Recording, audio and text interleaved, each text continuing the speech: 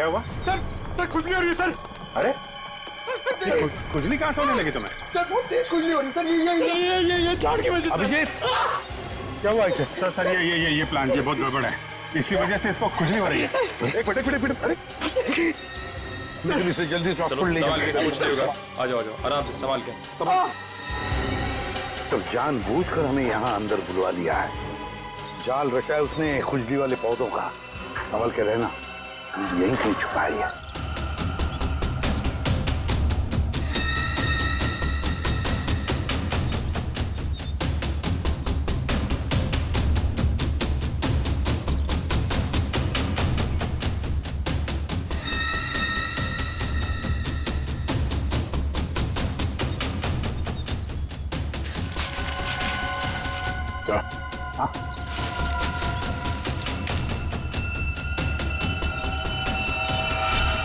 चलो वहां देख लो, बहुत बना लिया पौधों को हथियार। अब विदाई का समय आ गया तुम्हारा, ससुराल चलना है। चलो प्लीज साहब, मेरे बाबूजी से इस तरह बात मत कीजिए। बहुत गड्ढे खोद लिए दूसरों के लिए, गिर गए ना उसी में।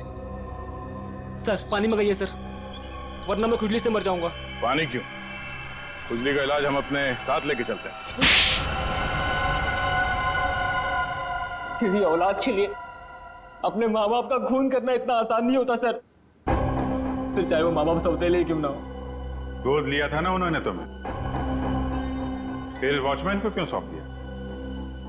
यही सच तो मैं भी जानना चाहता था सर, कि मुझे गोद लेने के 1 साल बाद मेरे माँ बाप को ऐसा क्या सूझा कि उन्हें लगा उन्हें एक लड़की को गोद लेना चाहिए, और मुझे फिर ऐसे ही सड़क पर छोड़ दिया और विनीता को गोद ले लिया। क्या तुम्हें सड़क पे छोड़ दिया? हाँ सर, ऐसा बर्ताव तो कोई अपने जानवर के साथ भी नहीं करता, जैसा उन लोगों ने मेरे साथ किया। वो तो भला हो मेरे बाबूजी का, जो उन्होंने मुझे रोता हुआ बस स्टॉप पर देखा और अपने साथ अपने घर ले गए, और तब मेरी अच्छी परवरिश की उन्होंने। सुरेश और माला ने पहचाना नहीं तुम्हें? नहीं सर, मैंने हाल फिलहाल में उनके घर जाना शुरू किया था। मेरे बाबूजी की उम्र हो गई थी, तो मुझे लगा मुझे नौकरी करनी चाहिए। क्या तुम्हारे बाबूजी जानते नहीं थे कि तुम उनके मालिक के बेटे हो? नहीं सर, जब मैं उन्हें मिला था तब वो वहां काम नहीं करते थे, और सर मैं इसे कोई इत्तेफाक नहीं कहूंगा, तो भगवान ने मेरे साथ इंसाफ की। तुम्हें किसने अधिकार दिया सजा देने का? सजा देने का हक सिर्फ अदालत को है। क्या तुम शुरू में ही पहचान गए थे उन दोनों को? ये बात तुम्हें मालूम कैसे पड़ी कि उन्होंने तुम्हारे साथ ऐसा किया था? नहीं पहचाना था सर। एक दिन मैं बगीचे में काम कर रहा था, तो माला मेम साहब ने मुझे घर के अंदर बुलाया था किसी काम से। विनोद! जी मेम साहब। जरा ऊपर आना, तो काम है। अभी आया। जी मेम साहब। विनोद, देखो ये पुरानी अलमारी है, इसे ठीक से स्टोर रूम में रख देना। हाँ जी मेम साहब। हाँ।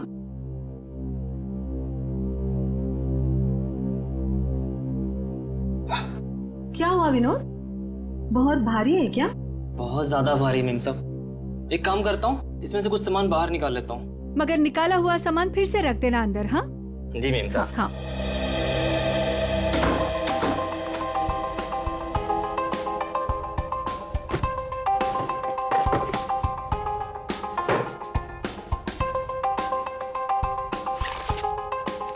कितनी प्यारी प्यारी ड्राइंग्स हैं।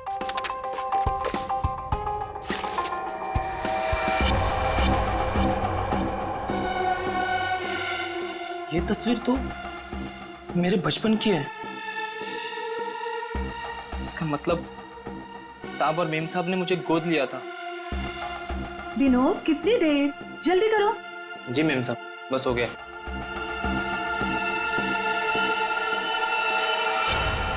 और फिर तुम नेपाल गए सच्चाई का पता लगाने? हाँ सर, और जब मुझे सच का पता चल गया तो मैंने पूरे परिवार के नाक में दम करना शुरू कर दिया।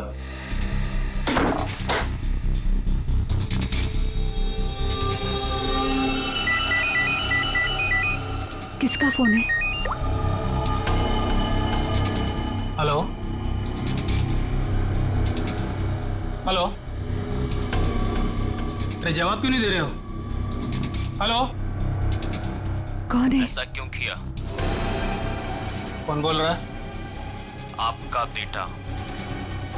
बेटा? क्या? बताइए, ऐसा क्यों किया? मुझे अपना बनाकर फिर से अनाथ क्यों कर दिया? देखो, ऐसी बातें फोन पर नहीं होती हैं। आमने सामने मिलो, फिर बैठ के बात करते हैं। बताइए कहाँ मिलना है? मेरे घर। ठीक है, पहुंच गया।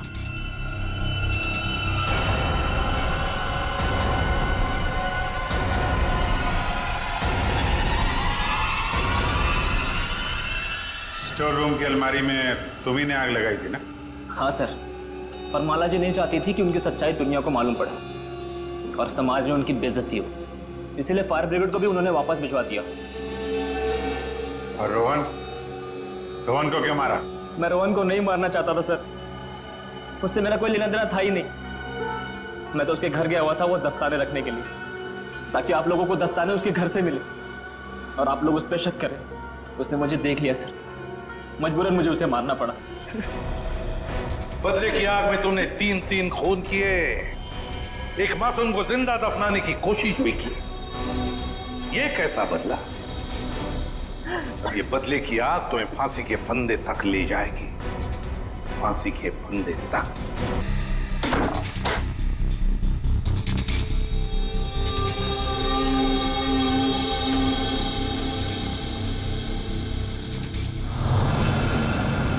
मुझे अपना के मुझे फिर से पराया क्यों कर दिया माँ?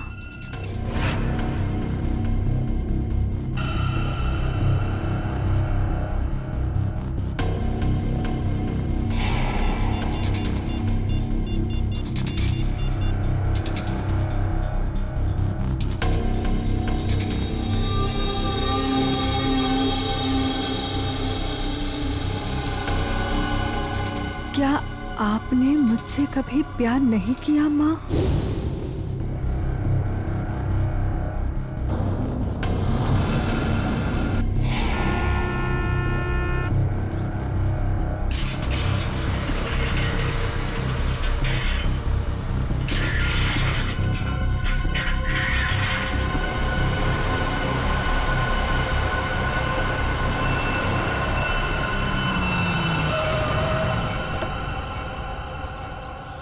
नमस्ते मैडम जी। नमस्ते।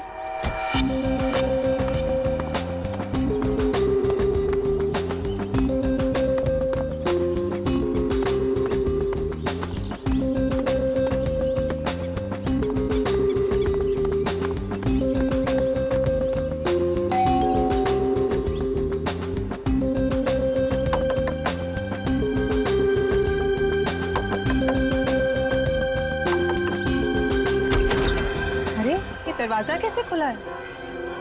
विनीता, विनीता, विनीता, कहाँ हो तुम? सो रही हो क्या? विनीता। अंकल, आंटी, कोई आवाज क्यों नहीं दे रहा है?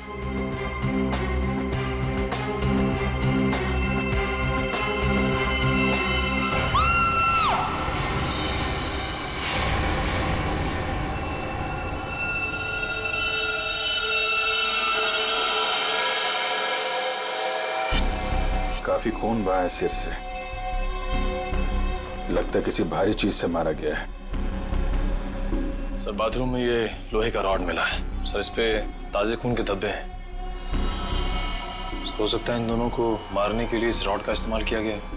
उंगलियों के निशान मिल सकते हैं इस पे। संभाल के रख दो।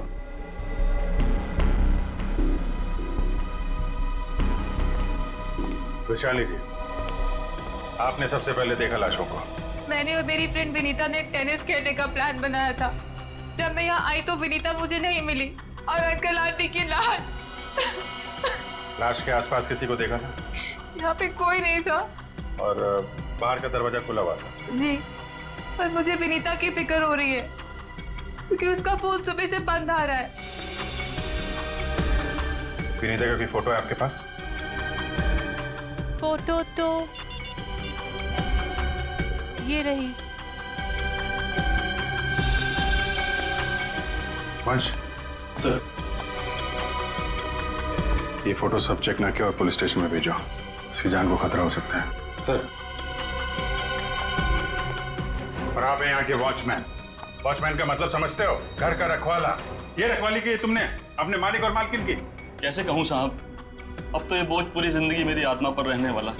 तुम्हारे रहते हुए खूनी अंदर आया तो आया कैसे? ये बात तो मेरे लिए भी पहेली बनी हुई है। ऐसी पहेली सुलझाना सीआईडी को अच्छी तरीके से आता है। प्लीज साहब, मेरे बाबूजी से इस तरह बात मत कीजिए। ये दिल के मरीज है और अगर इन्हें कुछ हो गया तो मेरा क्या होगा? चुप कर, माफ करना साहब, मेरा बेटा है, मुझसे बहुत प्यार करता है। चल जा, बाहर जाके बैठ। कल रात विनीता घर पे थी? हाँ साहब, वो घर पे ही थी, मगर रात को देर से आई थी। 2 बजे घर पे आई थी वो। और वैशाली जी, आप कितने बजे आए? सुबह 8 बजे। मतलब विनीता यहाँ से रात 2 बजे से सुबह 8 बजे के बीच में गई है? नहीं गई साहब। नहीं गई है तो घर पे कहाँ है? तुम ड्यूटी पे कितने बजे सो रहे थे ये बताओ? नहीं साहब, हम बिल्कुल नहीं सोए। सोने की बात तो दूर, हमने सेकंड की झपकी भी नहीं ली। तो क्या वो खूनी आसमान से उड़ के इस घर में आया? हाँ?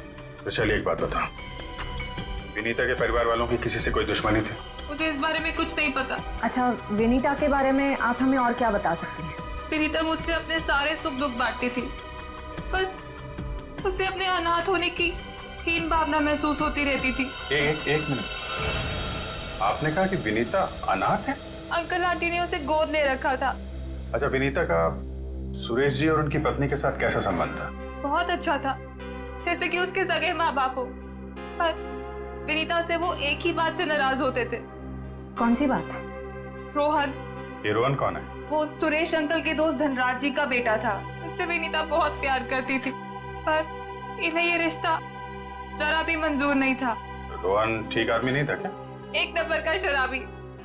उसकी शराब पीने की लत की वजह से उसके माँ बाप ने उसे जायदाद से बेदखल कर दिया था। शराब पीने के बाद उसे कुछ भी होश नहीं रहता। एक बार तो उसने मेरे सामने इतना बड़ा ड्रामा क्रिएट किया था। विनीता, दरवाजा खोलो, खोलो दरवाजा। मैंने कहा दरवाजा खोलो वरना मैं दरवाजा तोड़ दूंगा। रोहन, मैं तुमसे अभी कोई बात नहीं कर सकती, प्लीज चले जाओ यहाँ से। मुझे अभी बात करनी है, मुझे इसी वक्त बात करनी है। खोलो दरवाजा, खोलो। साहब, बिटिया ने मना किया ना, वो आपसे नहीं मिलना चाहती है।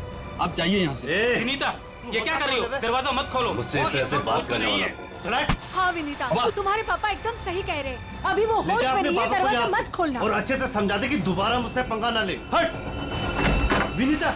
ये क्या ड्रामा लगा रखा है रोहन? चलो, अभी चलो यहाँ से। अरे, और माफी मांगो इनसे। सॉरी वॉचमैन अंकल, मुझसे गलती हो गई। ये मेरी बदतमीजी की कीमत। दारू पी के तुम कुछ भी करते हो ना, कुछ भी बकते हो। चलो यहाँ से, चलो रोहन। हो सकता है इस रोहन ने शराब के नशे में आके सुरेश जी और उनकी पत्नी का खून कर दिया और फिर विनीता को अपने साथ लेकर चला गया। इस रोहन का नंबर है आपके पास? हाँ, नंबर तो है मेरे पास। 1982345561।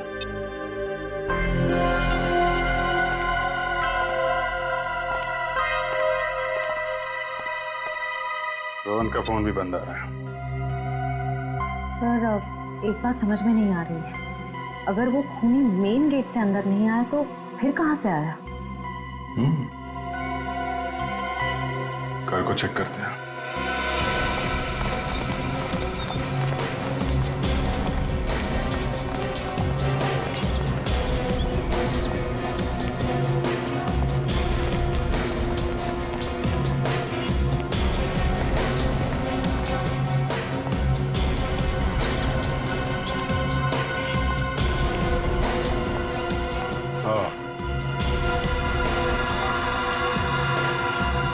ये देखा?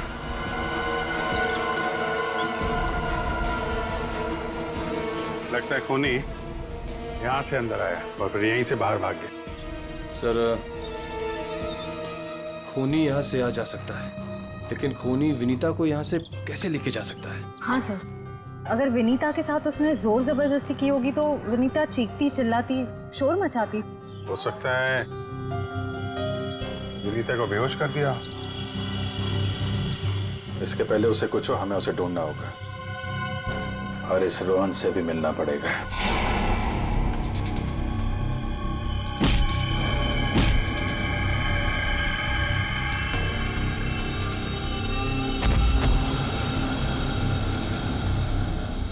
सर अभिजीत सर ने रोहन का यही का पता बताया।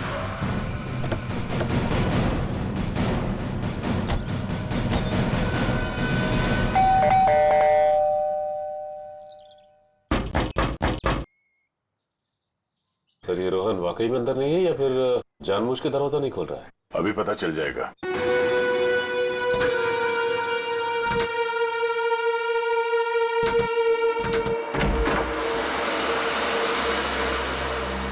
हो सकता है उसने विनीता को यहीं कहीं छुपा के रखा हो। घर में सामान भी ज्यादा नहीं है, पूरा घर खाली दिखाई दे रहा है। हाँ, वैसे भी कंगाल है वो। माँ बाप ने तो बेदखल कर दिया था उसे। सचिन,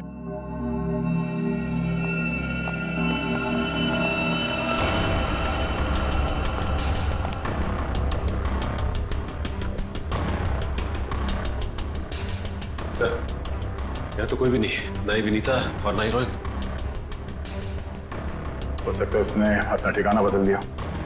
काम करो, घर की तलाशी लो, कोई ना कोई सुराग जरूर मिलेगा।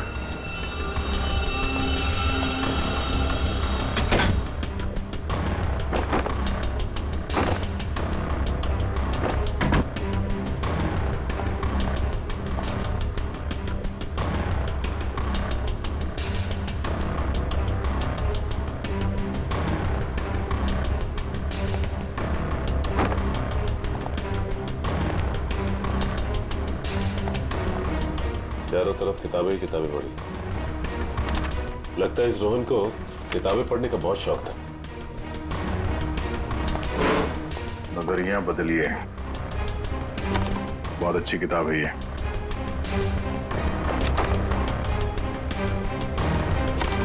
सर ये देखिए, इस डस्टबिन में ये दस्ताने पड़े थे। लगता है किसी ने अभी भी जलाया। मतलब इन दस्तानों का इस केस से कुछ लेना देना है।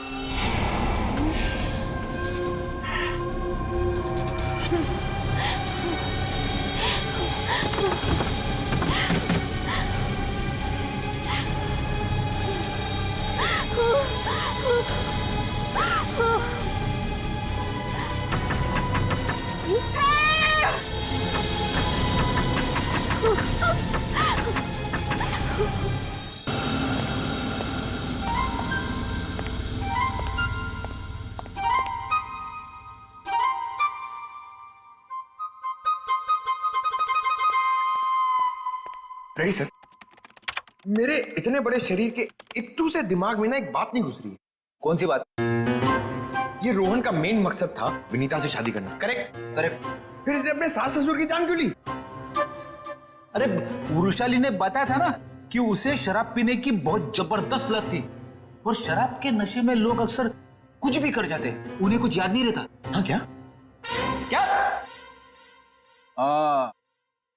शराब के नशे में इतनी ऊंची दीवार कोई कैसे चढ़ सकता है? भले रस्सी के सहारे क्यों नहीं?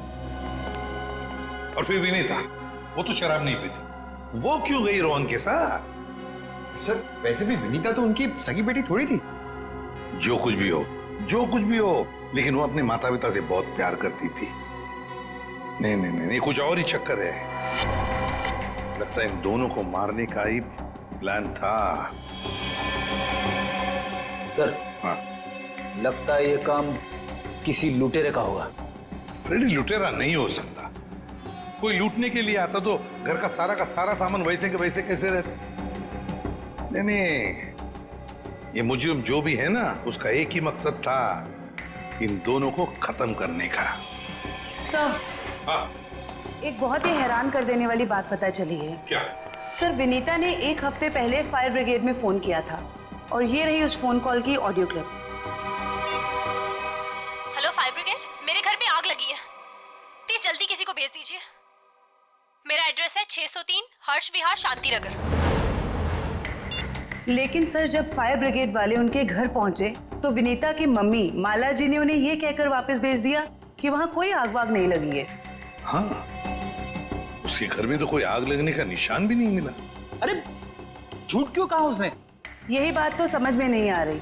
फायर ब्रिगेड वाले ने खुद देखा था स्टोर रूम से धुआं निकलते हुए।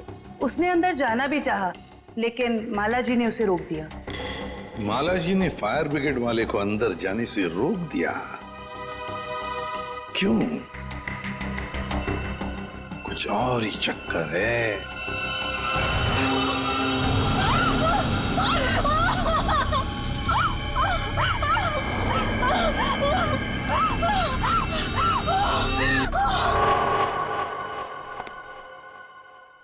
छान मारो इस जगह को अच्छी तरह से, कुछ ना कुछ जरूर मिलेगा।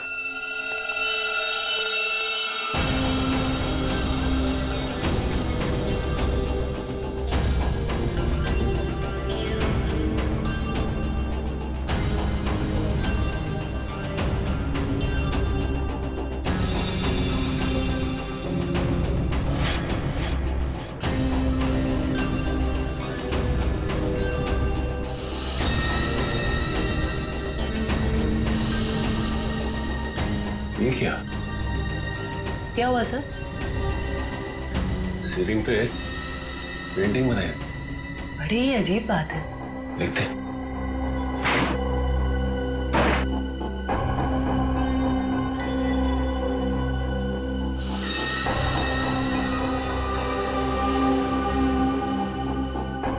ये क्या?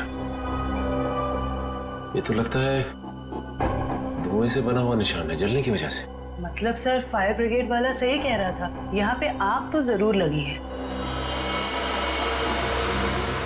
सर इस पेंटिंग से जली हुई सीलिंग को अच्छी तरह छुपाने की कोशिश की है। लेकिन सवाल ये उठता है कि सुरेश की पत्नी ने झूठ क्यों बोला फायर ब्रिगेड से? आखिर यहाँ पे ऐसी कौन सी आग लगी थी? सीलिंग का सिर्फ यही वाला हिस्सा जला।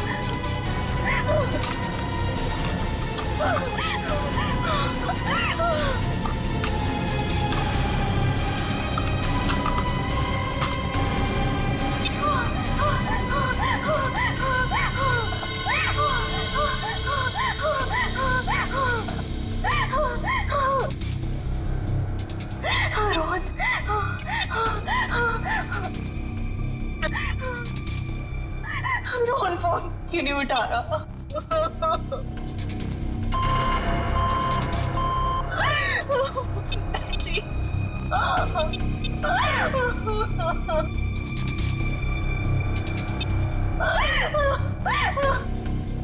वैशाली पे फोन नहीं उठा रही।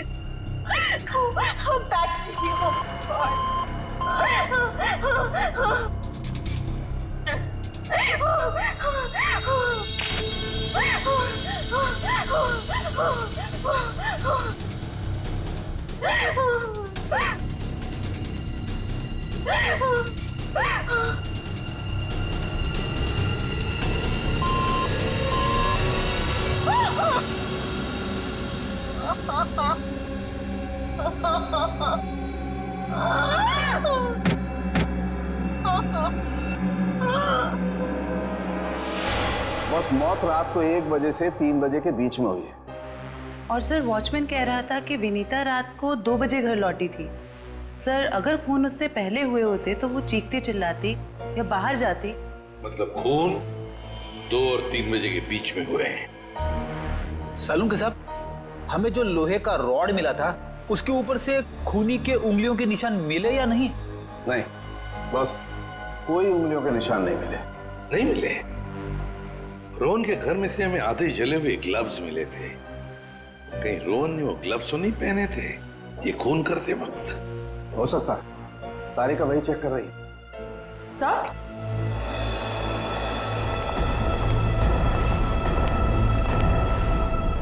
सर ये खास किस्म का सॉल्यूशन है, इकोडेल्पाइट नाम। अगर मैं इस सॉल्यूशन को इन दस्तानों पर डालूं तो इन दस्तानों पर जो कुछ भी लगा हुआ होगा वो अलग हो जाएगा। अरे वाह, फॉरेंसिक टेक्नोलॉजी कहां से कहां पहुंच गई है।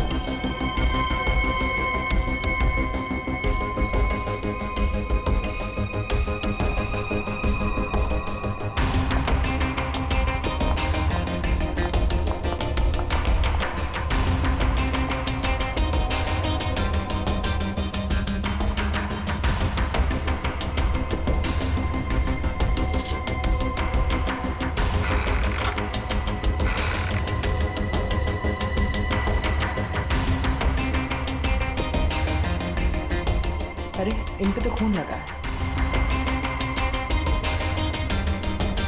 देखते हैं किसका है।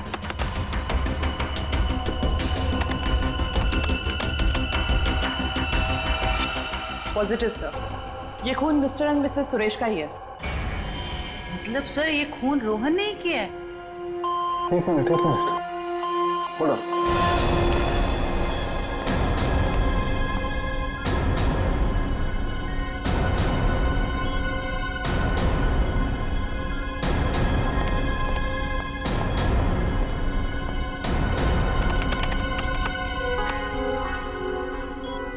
बस वो देखो, दस्तानों पर ये जो दिखाई दे रहे हैं ये रस्सी के रेशे। सर कहीं ये वही रस्सी तो नहीं जो हमें विनीता के घर के बाहर मिली थी? ये डॉक्टर साहब का कंप्यूटर कैसा है? टी करते रहता है। बस दस्तानों पर रस्सी के रेशे के अलावा कुछ और भी है। क्या? थोड़ा वक्त दो, पता लगाता।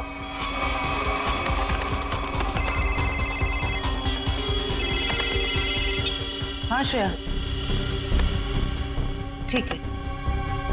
क्या? सर विनीता का फोन थोड़ी देर के लिए ऑन हुआ था, उसके घर के बिल्कुल करीब। और सर उसने सोशल नेटवर्किंग साइट पे अपनी दोस्त को एक SOS मैसेज भी भेजा है। श्रेया मुझे लिंक अभी भेज रही है सर, ये देखिए सर। मैं घुटन से मर रही हूं, प्लीज मुझे बचाओ विनीता। My God.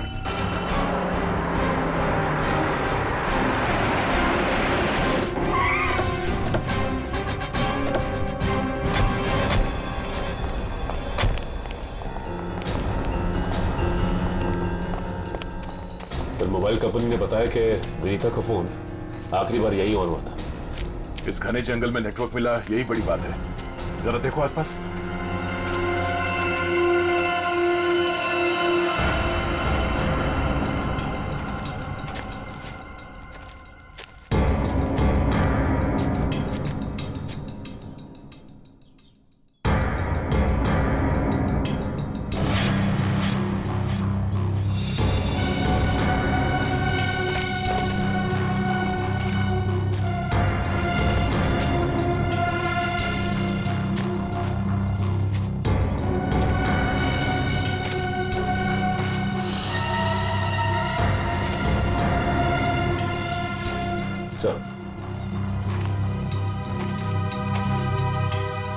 सामने झोपड़ी दिखाई दे रही है।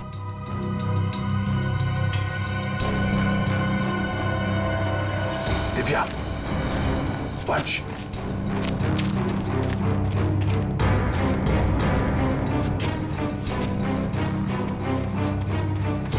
चौकन्ने रहना।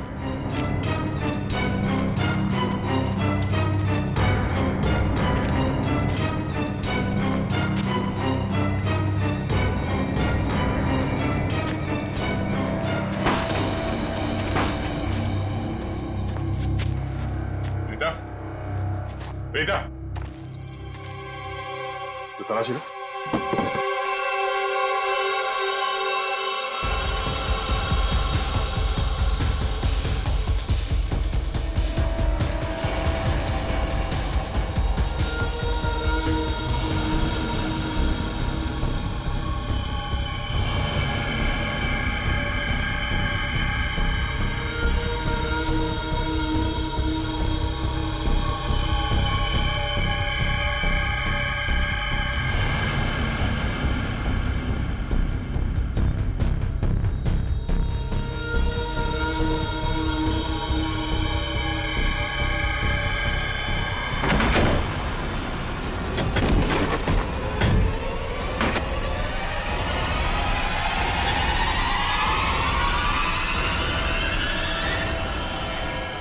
तो ये तो रोहन है।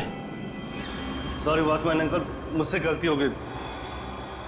हम लोग सोच रहे थे कि सब रोहन का किया था, पर किसी ने इसे ऊपर पहुंचा दिया। सर नहीं, ऐसा तो नहीं कि विनीता ने अपनी आत्मरक्षा के लिए इसे मार दिया?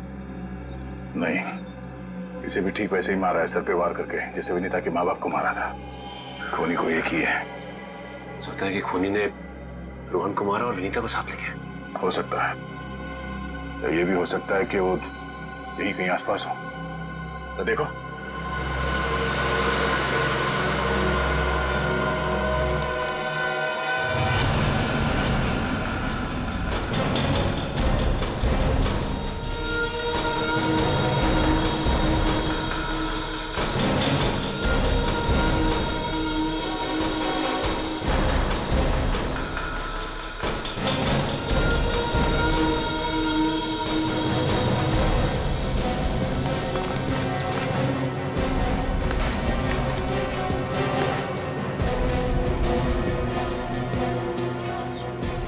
सर आसपास भी कुछ नहीं मिला। से कुछ नहीं मिला। सर ये देखिए, फावड़ा और कुदाल।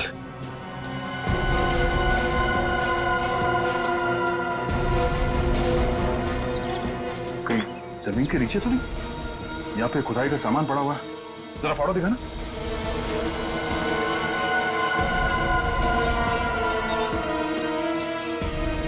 इस फावड़े पे गीली मिट्टी लगी हुई, पता तो विनीता को यहाँ जमीन के नीचे रखा गया है, जंगल के किसी ऐसे हिस्से में जहाँ पे ये पत्ते मिलते हो। ढूंढो, तो देखो आसपास।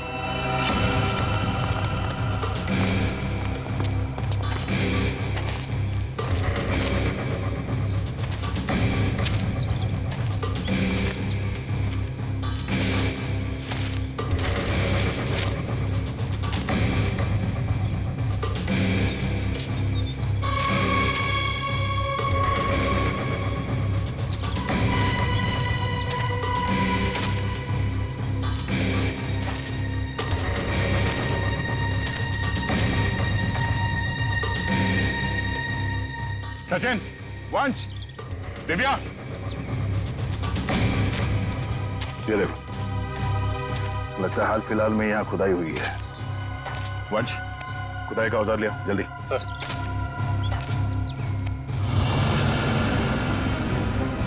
गुड, यहाँ पे खोदना शुरू करो।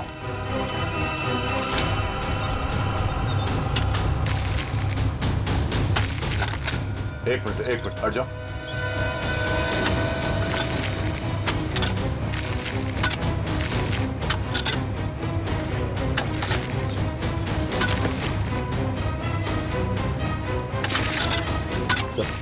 हाँ? कुछ है। एक मिनट, खोदा बंद करो, हाथ से निकालो।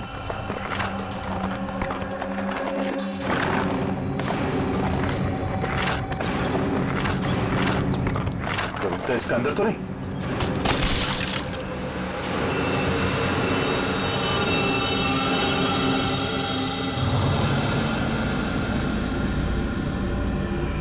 विनीता! ओह नो,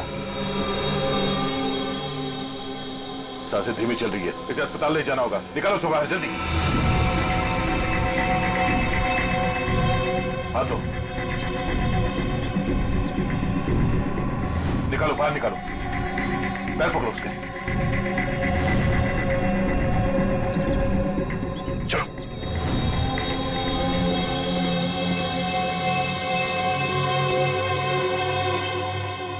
समय बीत गया है, पता नहीं किस हाल में होगी विनीता। हम तो वक्त रहते उसे यहाँ ले आए।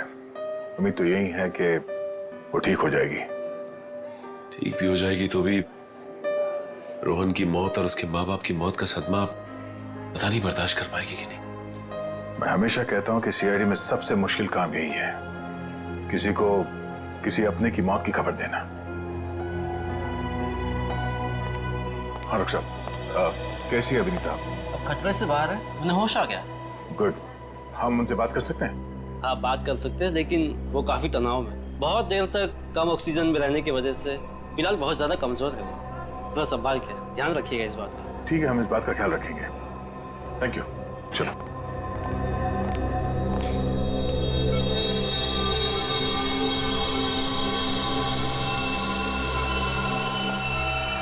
अरे नहीं नहीं नहीं, लेटे रहो, आराम करो। Thank you sir. डॉक्टर ने बताया कि आप लोगों ने मेरी जान बचाई। अरे हम तो बस एक जरिया थे, जान बचाने वाला तो वो है। ये ऊपर वाले की भी मुझे समझ नहीं आती। जब उसने मेरी जान बचाई तो मेरे मम्मी पापा की जान भी बचा लेते। तो तुम्हें अपने माता पिता के मर्डर के बारे में पता है? हाँ जी सर। जिस वक्त ये सब हुआ मैं नीचे हॉल में रोहन से फोन पे बात कर रही थी, तभी मैंने कुछ आवाजें सुनी। फिर क्या हुआ? और जैसे ही मैं दौड़ के ऊपर गई तो किसी ने मुझे क्लोरोफॉर्म सुंघा दिया, लेकिन मैं पूरी तरह से बेहोश नहीं हुई थी। और किसी ने मेरी आंखों के सामने मेरे मम्मी पापा का खून कर दिया। सर, जिस किसी ने भी मुझे दोबारा अनाथ किया है, आप प्लीज उसे छोड़िएगा मत। उसे फांसी होनी चाहिए, फांसी। बिल्कुल। तुम्हारे माता पिता और रोहन के खूनी को हम... क्या? रोहन का भी खून हो गया? अब मैं किसके सहारे जीऊंगी? प्लीज सर, संभालिए अपने आप को, प्लीज। अच्छा ये बताइए कि आपको कब पता लगा कि आप उस बॉक्स के अंदर बंद हैं? जब मेरी आंखें खुली तो मैं एक घुटन भरे बक्से में थी। मुझे नहीं पता था कि किसी ने मुझे जिंदा दफन कर दिया। अच्छा विनीता, उनमें से किसी का चेहरा देखा था तुमने? नहीं सर। ठीक है। डॉक्टर साहब, दया, वो जो रस्सी है, उस रस्सी पर मुझे भेड़ का बाल मिला है।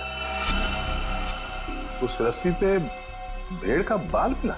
हाँ दया, भेड़ का बाल। और भेड़ भी ऐसी वैसी नहीं, हिमालय पर रहने वाली भेड़। ओह, मतलब वो रस्सी किसी ऐसे आदमी का है जो हिमालय पर्वत के आसपास जाके आया है या फिर वहीं का रहने वाला है? बिल्कुल बिल्कुल। ठीक है डॉक्टर साहब, मैं आपसे बाद में बात करता हूँ। ओके। अच्छा हाँ दया, विनीता कैसी है? ठीक है, होश आ गया उसे। Good good. चलो ठीक है फिर, बाय। Okay sir. विनीता, ये बताओ कि तुम्हारे आसपास में कोई ऐसा आदमी है जो हाल ही में हिमालय जाके आया था क्या, या फिर वहीं का रहने वाला हो जो यहाँ पे आया हो? सिर्फ हिमालय पे नहीं, नेपाल भी गए थे मम्मी पापा। अच्छा, कब की बात है? 1 महीने पहले की। वो खुद से वहां गए थे या ये ट्रैवल एजेंट के जरिए टूर पैकेज में? टूर बुक करवाया था सर। इससे उनके पैसे भी बच जाते थे और उनके नए दोस्त भी बन जाते थे। लेकिन उन्हें नहीं पता था कि ये टूर उनकी जिंदगी का आखिरी टूर होगा। संभालो अपने आप को। विनीता, हमें उस ट्रैवल एजेंट का नंबर चाहिए। सर, विनीता के माता पिता के साथ जितने भी लोग नेपाल गए थे उन सभी से पूछताछ कर ली है। तो क्या पता चला? सर, नेपाल में एक अनाथ आश्रम है। सुरेश जी और माला जी जब भी नेपाल जाते थे वो इस अनाथ आश्रम में जरूर जाते थे। बानवीर संस्था। विनीता को भी तो यहीं से गोद लिया था माला और सुरेश ने। जी सर। हाँ, देखते हैं जरा इनसे बात करके। हेलो, देखिए मैं एसीपी प्रद्युमन बोल रहा हूँ सीआईडी से, या मुंबई। अच्छा देखिए, मुझे माला और सुरेश के बारे में कुछ इंफॉर्मेशन चाहिए। हाँ हाँ, वो 1 महीने पहले आपके यहाँ आए थे ना?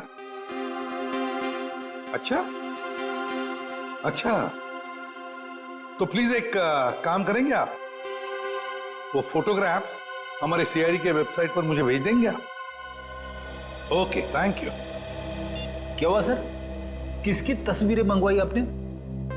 विनीता को गोद लेने से पहले सुरेश और माला ने इसी अनाथ आश्रम से 1 साल पहले एक लड़के को गोद लिया था, गोविंद नाम में। गोविंद लगता है फोटोग्राफ आके।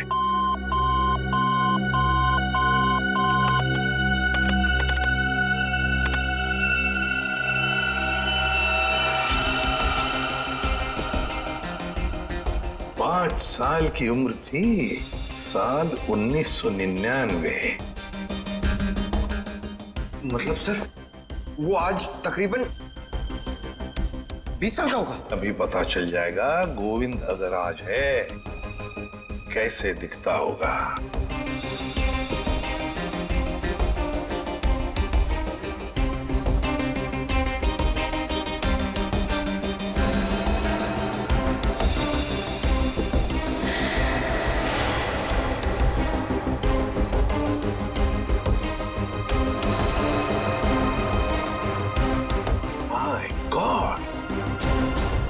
माय गॉड, ये गोविंद है।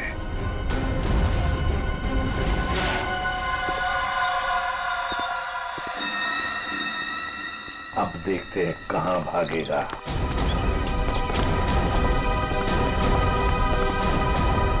ठीक है सर, हमें देख के अंदर भाग गया है। जब गीदड़ की मौत आती है तो वो शहर की तरफ भागता है, मगर ये तो अंदर भाग गया।